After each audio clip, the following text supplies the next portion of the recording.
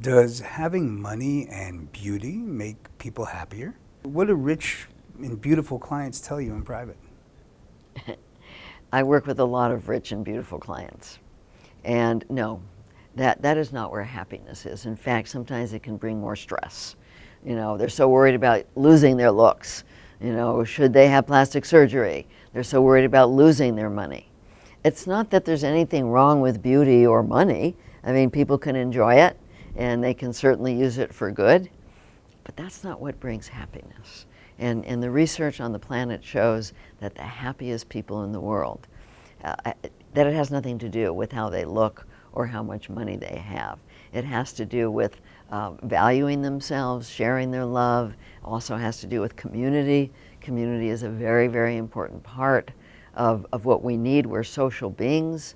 We need to share with others. We need to feel that people have our back. They're there for us. They can't do it for us, but they can certainly help us. And so the happiest people are people that live in community, that are taking good care of themselves, and that are sharing their love with each other, whether or not they're beautiful and whether or not they have money.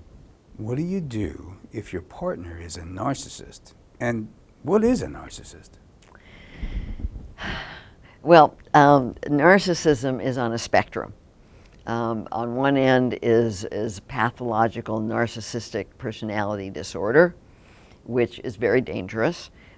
People who suffer from that have no empathy at all. They have no conscience. They're incapable of empathy and compassion. And they can do untold harm because they don't care at all about hurting others. They don't care about the effect that they have on others. And so, of course, they can do a tremendous amount of harm because they can't feel into another person. They don't know anything about that. That's dangerous, and if you're with a pathological narcissist, you want to get out of that relationship. That's not something you want to stay in. It can be quite dangerous and even lethal. Then there's garden variety narcissism, which that's when we're operating out of the wounded part of ourselves, because we all have that. We all have some narcissism in the wounded part of ourselves. And so that's a completely different situation, because we all have to deal with that. We have to look at the narcissism that we have. Making other people responsible for us is a form of narcissism. We're blaming them as a form of narcissism. So when you're asking what do we do, it depends upon the situation.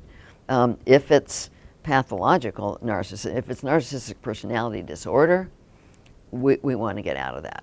If it's garden variety narcissism, we want to do our own work because we got it too. And we each need to deal with that. If one person deals with that and becomes a lot more loving and the other person just has no interest and doesn't do it at all and the relationship doesn't get better, then again, it may be time to leave. How do you know what is a loving and healthy action towards yourself if you came from a dysfunctional family? You see, one of the things that we teach with inner bonding is that we teach people to turn to their higher guidance for what's loving. I didn't know what was loving when I started to do inner bonding. I had no idea. I had no role models for loving action. I didn't see them around me. I didn't see people role modeling loving action. And so I learned to turn to my higher guidance, and that is what we teach people to do, to ask, what is loving to me? What is in my highest good? And when people open to learning and they're eating well and keeping their body clean, and they ask a question like that, they're going to start to get answers as to what's loving. What do you do if your husband or wife is really controlling?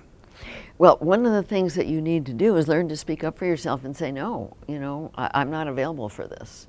What happens with so many people, like with me for so long, since I came from a controlling family and I was a caretaker, when somebody tried to control me, I just tried to please them and take care of them. But once I learned to love myself, then that was no longer acceptable to me. And I would just say, I'm not available to be controlled, and I would disengage until they're available to talk to me about it.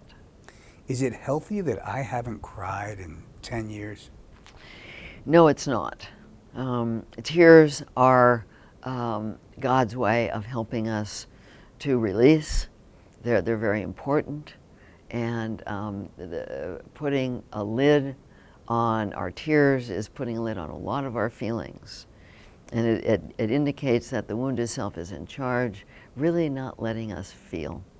So it's very important to be able to feel deeply, to be able to allow ourselves to cry, and to learn what's happening from that rather than to put a lid on it. What do you do if no one is filling you emotionally? Yeah, well, it's not their job to fill us up emotionally. It's our job to access our higher guidance, to bring love inside, to be treating ourselves in ways that fulfill us, to be acting in ways that are fulfilling for us, and to not expect anybody else to fill us up. It's not their job. And frankly, there isn't anybody that wants that job. In Chapter 10 of Diet for Divine Connection, what did you mean by take responsibility for your feelings?